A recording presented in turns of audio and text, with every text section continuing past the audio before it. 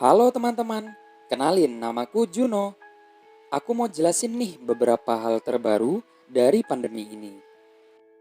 Teman-teman tahu tidak, COVID-19 merupakan penyakit menular loh, yang mana sebagian besar orang yang tertular mengalami gejala ringan hingga mematikan. Adapun total konfirmasi korban meninggal yang ada di seluruh dunia melebihi 700.000 orang dan hampir 23 juta warga di seluruh dunia terkonfirmasi positif dengan 14 juta orang diantaranya sudah dinyatakan sembuh dari penyakit virus mematikan ini. COVID-19 muncul pertama kali pada Desember 2019 di Wuhan, Tiongkok, dan menyebar ke negara lain mulai Januari 2020 dan di Indonesia mengumumkan adanya kasus ini pada Maret 2020. Infeksi COVID-19 dapat menyebar dengan beberapa cara loh teman-teman. Percikan air liur pengidap batuk dan bersin, menyentuh tangan atau wajah orang yang terinfeksi, menyentuh mata, hidung atau mulut setelah memegang barang yang terkena percikan air liur pengidap COVID-19. Dan yang terakhir, tinja atau feses. Sejak awal kemunculannya, virus ini terus berevolusi. Dapat dibuktikan dengan gejala-gejala yang ditimbulkannya. Gejala tersebut berjumlah 11, dengan 3 diantaranya adalah gejala baru seperti yang dilansir di Mandiri InHealth, di mana biasanya gejala ini muncul dalam 2 hingga 14 hari setelah penderita terekspos virus ini. Ada demam atau menggigil, batuk, nafas pendek atau kesulitan bernafas, kelelahan, pegal-pegal atau nyeri otot, sakit kepala, disfungsi indera pengecap dan penciuman, sakit tenggorokan, hidung mampet dan berair, mual atau muntah, dan yang terakhir diare. Siapapun dapat terinfeksi virus ini, dan sampai saat ini memang belum ditemukan vaksinnya. Akan tetapi, ada beberapa pencegahan yang dapat kita lakukan agar tidak terjangkit COVID-19. Berikut beberapa caranya. Rutin dan rajin mencuci tangan dengan sabun dan air mengalir selama 20 detik hingga bersih. Dan ketika tangan kotor serta belum dicuci, sebisa mungkin untuk tidak menyentuh wajah, hidung, dan mulut. Hindari juga kontak langsung dan tetap beri jarak dengan orang lain, terutama dengan orang yang sedang sakit. Selalu jauhi hewan maupun unggas liar dan juga hindari menyentuhnya. Kemudian, gunakan tisu untuk menutup hidung dan mulut ketika bersin atau batuk, dan jika sudah, segera buang tisu tersebut. Jangan keluar rumah dalam keadaan sakit ya. Oh iya, jangan lupa juga untuk konsumsi selalu vitamin C dan beberapa suplemen lainnya sebagai peningkat imunitas tubuh. Dan yang terakhir, jangan lupa juga untuk tetap menggunakan masker apabila ingin keluar rumah, membeli peralatan atau bahan logistik yang memang benar-benar diperlukan. Namun, sebelum menggunakan masker, banyak hal yang harus diperhatikan, karena biasanya terdapat beberapa kesalahan yang sering terjadi ketika menggunakan masker. Seperti yang sudah ditulis oleh Sarah Bondel dan dilansir di Moffitt Cancer Center.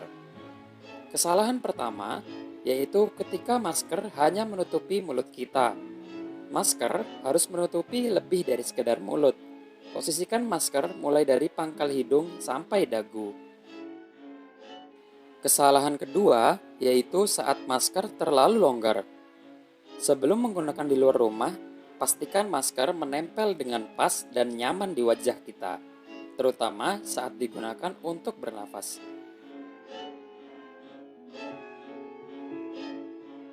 Kesalahan ketiga, yaitu ketika kita memegang masker saat masker digunakan. Alangkah lebih baiknya kita bersihkan tangan terlebih dahulu sebelum menggunakan masker, dan jangan pernah posisikan masker di bawah dagu hingga leher pada saat tidak menggunakannya. Ketika beraktivitas yang mengharuskan untuk melepas masker, lebih baik masker dilepas saja daripada diletakkan di bawah dagu hingga leher. Kesalahan keempat yaitu pada saat melepas masker. Ketika akan melepas masker, usahakan sebaik mungkin untuk tidak memegang masker bagian luar, dan lebih baik melepasnya dengan memegang bagian pengikat tali yang menyangkut di daun telinga. Jika sudah melepasnya, segera cuci tangan sebelum memegang mata, hidung, ataupun mulut ya. Kesalahan terakhir yaitu ketika kita tidak bisa membersihkan masker dengan benar. Untuk menggunakan kembali masker kain, kita harus memastikan terlebih dahulu apakah masker kita terkontaminasi atau tidak. Kemudian masker tersebut harus sering dibersihkan teman-teman. Bisa menggunakan mesin cuci untuk membersihkannya. Selain masker, terdapat juga loh pelindung muka dari plastik yang mungkin lebih dikenal dengan nama face shield. Pelindung ini banyak digunakan untuk melindungi masyarakat ketika di luar rumah. Namun, apakah pelindung plastik ini memang benar-benar bisa melindungi muka dari infeksi udara dengan baik? Berikut seputar informasi yang dilansir oleh laman BBC Future mengenai hal ini. Mohon disimak ya teman-teman. Setiap kita mengucapkan beberapa kata, ternyata secara tidak langsung kita juga menyemprotkan ribuan tetesan aerosol loh. Kemudian apabila terdapat seseorang yang terinfeksi virus, maka ia akan menyemprotkan ribuan tetesan aerosol yang sudah terinfeksi virus. Serem ya teman-teman. Apalagi jika dibayangkan ketika orang terinfeksi virus menggunakan pelindung plastik namun tak menggunakan masker di dalamnya.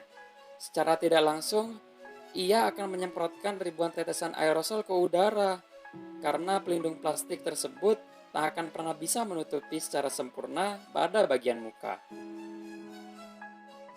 Maka dari itu, sebaiknya kita tetap menggunakan masker ya teman-teman, walaupun sudah menggunakan pelindung plastik. Selain mengurangi penyebaran virus bagi orang yang sudah terinfeksi, tetapi hal ini juga bisa melindungi kita semua dari infeksi virus tersebut loh. Penjelasan tadi merupakan beberapa hal yang perlu diketahui, dilakukan, serta dihindari selama pandemi ini. Namun, alangkah lebih baiknya kebiasaan-kebiasaan baik tersebut tetap kita terapkan di luar pandemi ya. Pesan Juno untuk teman-teman, tetap jagalah kesehatan diri kita dan juga ciptakan lingkungan yang sehat, serta tetap berada di rumah aja. Video dan Bagaimana virus corona menyerang tubuh kita? Mungkin itu jadi pertanyaan kita semua. Kita udah tahu gimana virus corona udah menginfeksi 1 juta orang di seluruh dunia sampai saat ini. Tapi yang mungkin belum banyak kita tahu, sebenarnya gimana sih virus ini nyerang tubuh kita? Mengapa infeksi virus ini bisa mematikan? Semua dimulai dari sini. Ketika virus corona masuk ke tubuh kita lewat percikan batuk atau bersin orang yang positif, baik secara langsung atau waktu kita nyentuh benda yang udah terkena percikannya dan gak cuci tangan setelahnya. Kalau udah gitu, si virus masuk lewat saluran pernapasan dan bergerak terus menuju sasaran utamanya, paru-paru. Disinilah virus yang punya 3 bagian utama ini mulai bekerja. Pertama-tama, paku protein corona ini akan nempel di paru-paru dan organ-organ lain yang selnya kaya akan protein ini, protein ACE2. Kalau tubuh kita ibarat rumah dan virus corona itu perampok, ACE2 itu ibarat gagang pintu rumah kita. Begitu udah nempel, perlahan tapi pasti virus ini akan ngedorong masuk ke dalam sel kita. Dan begitu berhasil masuk, barulah aksi sebenarnya dimulai. Di fase ini, tubuh virus corona akan membuka dan sang hacker pun terbebas. Dia akan ngehack inti sel sehat untuk nipu sistem imun tubuh kita biar nggak nyerang virusnya. Dan sekaligus ngebuat inti sel jadi memproduksi cikal bakal virus corona baru. Sel yang udah terinfeksi dan dihack ini selanjutnya akan terprogram untuk bunuh diri dan melepaskan jutaan virus corona yang siap nginfeksi dan ngehack sel-sel sehat lainnya. Ya, awalnya mungkin kita cuma kemasukan virus corona yang jumlahnya dikit, tapi dalam hitungan hari aja udah akan ada jutaan sampai miliaran virus corona baru, bikin paru-paru kita dipenuhi oleh mereka. Tapi ternyata, mimpi buruknya ada setelah ini. Ya, ketika virusnya udah menuhin paru-paru kita, sistem imun kita bakalan ngerespon ibarat polisi dan tentara yang meluncur ke tempat kejadian perkara. Tapi inilah yang bikin ngeri. Di sini, virus corona jadi penipu ulung yang bisa ngakalin sistem imun kita. Mereka bikin sistem imun nyerang membabi buta, termasuk nyerang sel-sel sehat kita. Mereka jadi nggak tahu mana kawan, mana lawan, dan perlahan-lahan jadi senjata makan tuan. Buat sebagian besar kasus, kejadian ini emang nggak berlangsung lama. Karena kalau sistem imun kita kuat, mereka pun akan bisa menang dari segala taktik virus corona. Tapi terkadang tubuh kita sedang lemah, dan kalau udah gitu efeknya bisa parah. Kita bisa kena radang paru-paru akibat sel sehat di sini yang udah nggak bisa nahan bakteri pneumonia. Malahan buat kasus yang kritis, bakteri ini nggak berhenti di sana. Mereka bisa masuk ke aliran darah dan akhirnya nyerang seluruh tubuh.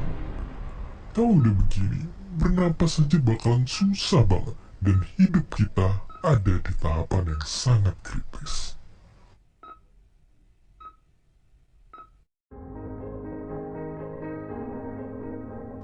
Ya, mungkin dengan fakta-fakta barusan bikin kita takut dan khawatir.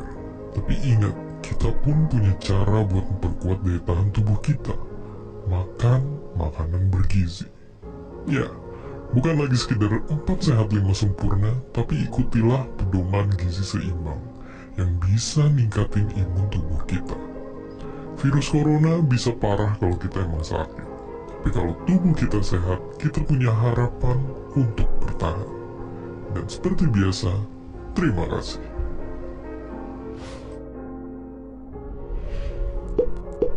Terima kasih udah nonton Kok Bisa. Punya pertanyaan lagi? Tulis aja di kolom komentar di bawah. Keep asking and stay curious.